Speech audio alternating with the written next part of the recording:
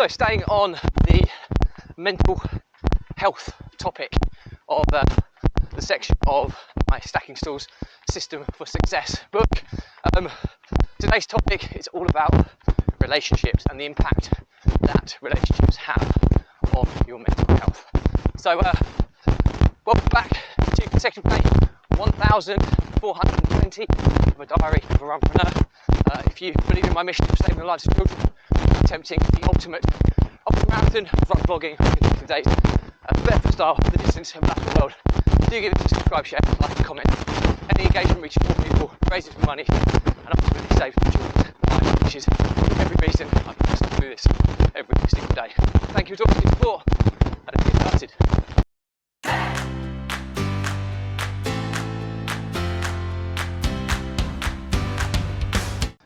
So, consecutive day 1420 of a diary of a runpreneur, and continuing on the kind of draft book transcription journey that I'm kind of going through at the moment. We're talking about relationships and the impact it has on mental health. So to put it in perspective, this is part of the Stacking Stools System for Success, a diary of a runpreneur. This is my book, which is due to be published possibly within the next 6 to 9 months. And this section is focusing on the health stool, and one of the legs or the foundational pillars of your health is your mental health. And mental health is broken into 5 sections, and the first section we've covered is understanding your mind and your brain and how it works, and how understanding it gives you a choice to kind of manage your mental health and well-being. And the section 2 is about relationships. So relationships are hugely important to mental health, and there's so much evidence out there to back up and justify that humans have a herd mentality. We kind of crave being part of families, part of groups, part of clans, part of cults. We are mammals that need interaction and relationships within our lives. There's so much that relationships give us, both positively and negatively, and that's a really important point. These relationships that we nurture and develop over the course of time can have a positive impact or a negative impact on us, and I think it's really key to understand that. It's not just we need to be around people for the sake of being around people and building relationships with the wrong people, because just as people that are compatible and beneficial for you will push you forwards, the people that are incompatible or misaligned with your values and who you are as a person will hold you back. And I think that's something that some people don't kind of realise. Now, to summarise this, there's a lot of people that have used this kind of quotation in the past. It's a really good model and analogy to use. You want to think of the 5 people in your world that you spend your most time with, and are they people that are in alignment with your values, in alignment with you as a person, your personality, and are they supportive of what your journey to success means to you?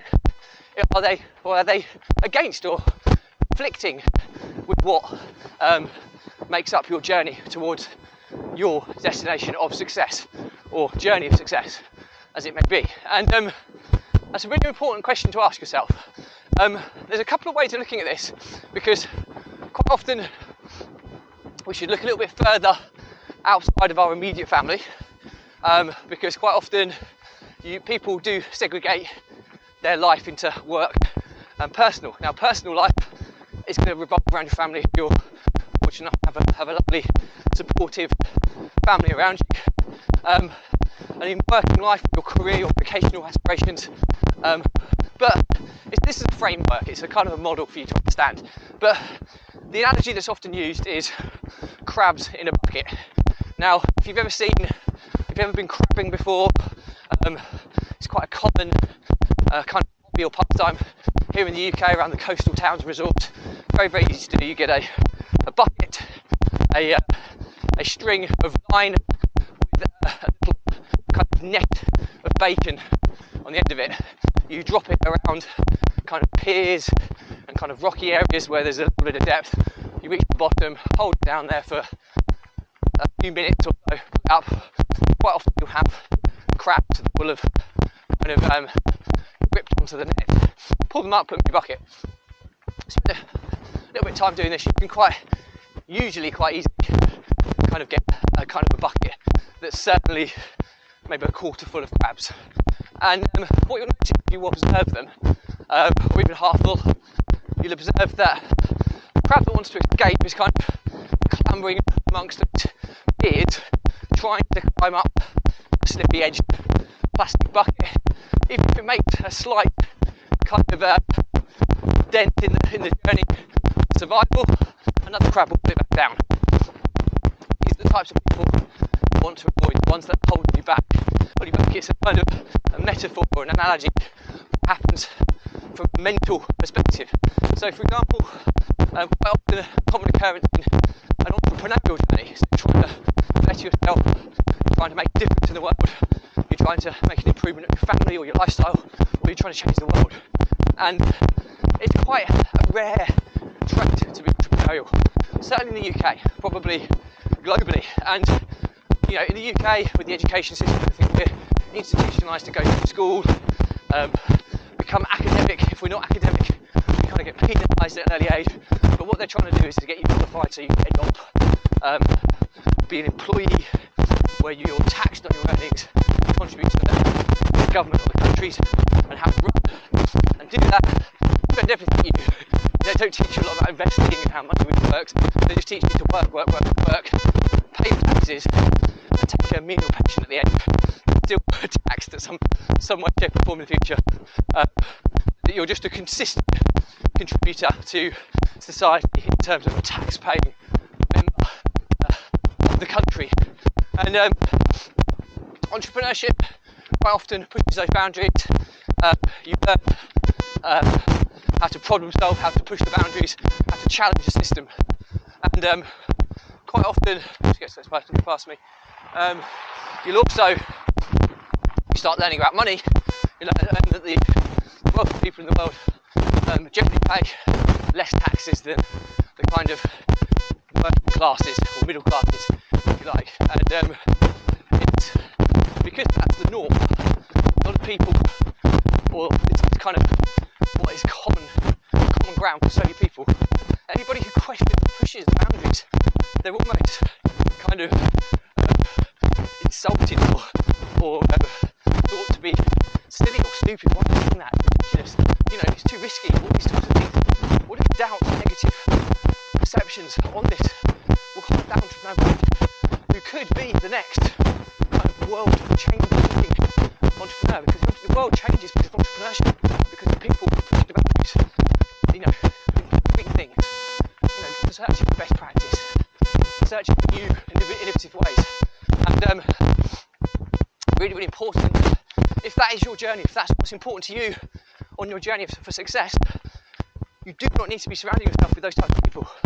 You want to be surrounding yourself with like-minded people who are saying, yes, that's an amazing idea, I think that's brilliant, how can I help you, how can I support you, how can I hold you accountable for reaching these milestones? They're the people that push you along, not the ones that pull you back. And same regard to personal life.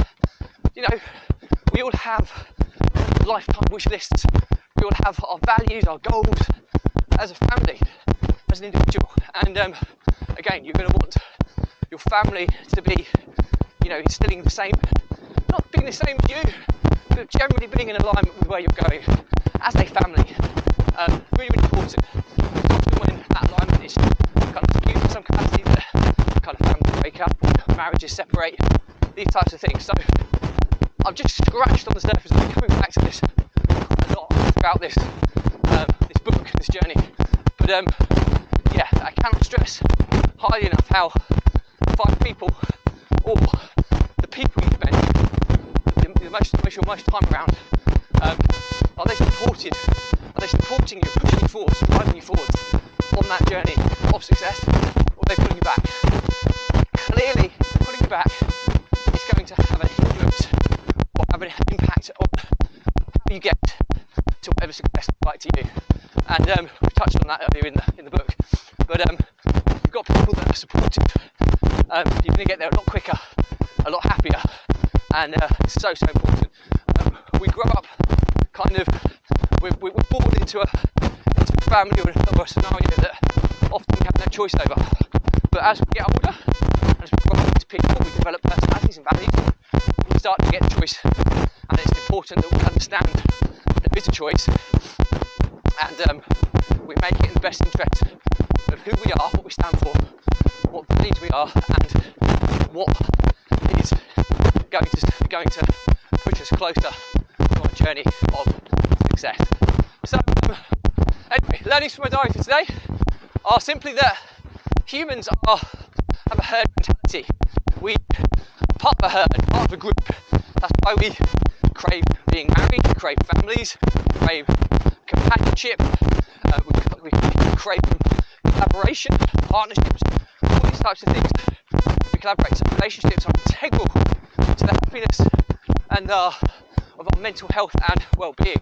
And something to think about is who we spend the most time with in our world, from a personal life, from a working perspective, whatever is a high value in terms of our journey of success, whatever that looks like. The people we surround ourselves with, spend most of our time with, the ones that have the biggest impact on our mental health and well-being and ability to overcome adversity. So people can impact you in a negative way. They can hold you back, they can give you doubts, they can give you insecurities, which makes you anxious, depressed, overwhelmed, or they can be supportive and positive and push you, hold you accountable, praise you, give you confidence, help you with learning new competencies. These are the people we want to be around, not the first people that I just described. If you can understand that, it's only possible in your journey. But if you read, you will take less detours and you will take a much more direct and accelerated route to whatever success looks like to you. So anyway, that's it for me today. I hope that's useful. Questions or comments, you can put me a line. I'll respond to everyone. Please do though, if you believe in the mission of saving the lives of children by attempting the ultimate ultramarathon of run vlogging on consecutive days, barefoot style, the distance of a lap of the world, please do give this a subscribe, share, like, comment. Any engagement reaches more people, raises more money, and ultimately saves more lives, which is every reason I put myself through this every single day. Thank you as always for your support.